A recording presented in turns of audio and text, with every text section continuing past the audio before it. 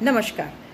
काल जे रेड फोर्टमध्ये झालं बॉम्ब ब्लास्ट आणि त्याच्या पहिले दिवसभरामध्ये जे प्रोफेशनल्स पकडले गेले, ह्याच्यामध्ये डॉक्टर्स जे होते त्यांच्यात काय संबंध आहे का, हे तर इन्व्हेस्टिगेटिव्ह एजन्सीज प्रोब करतातच आहेत. पण मी जे इन्व्हेस्टिगेटिव्ह एजन्सीजशी बोलले त्यांचं लक्ष आता ह्याच्यात आहे की एक ट्रेंड होऊ शकतो का, असं त्यांचा विचार चालला आहे की ह्याच्यामध्ये आता शिक्षित वर्ग जसे IT professionals, students, doctors, lawyers, engineers का ह्यांना आता पाकिस्तान ब्रेन वॉश करते आहे का, हे एक फार डिस्टर्बिंग होऊ शकतं जर का असं खरं ठरलं तर.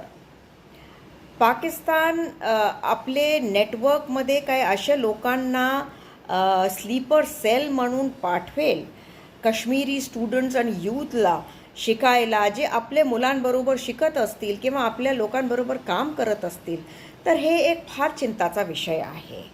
कारण की आपल्याला हे कधीच कळणार नाही की कोण आपल्याबरोबर जो आहे तो अतिरेकी आहे की तो खरंच काही प्रोफेशनल आहे.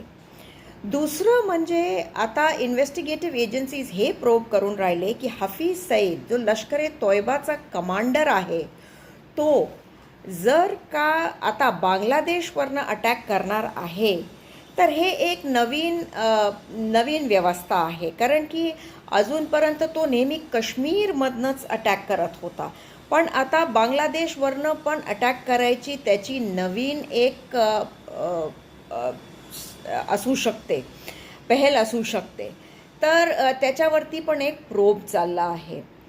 तिसरं म्हणजे पोस्टर्स काश्मीरमध्ये चिकटवले गेले होते.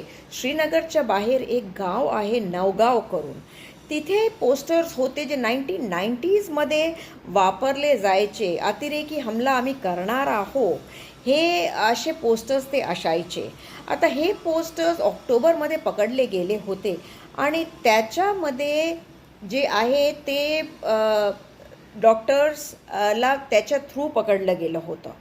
तर काय आता हे पोस्टर्स 1990sचा ट्रेंड परत येतो आहे का, हे पण एक इन्व्हेस्टिगेटिव्ह एजन्सीज प्रोब करत आहेत.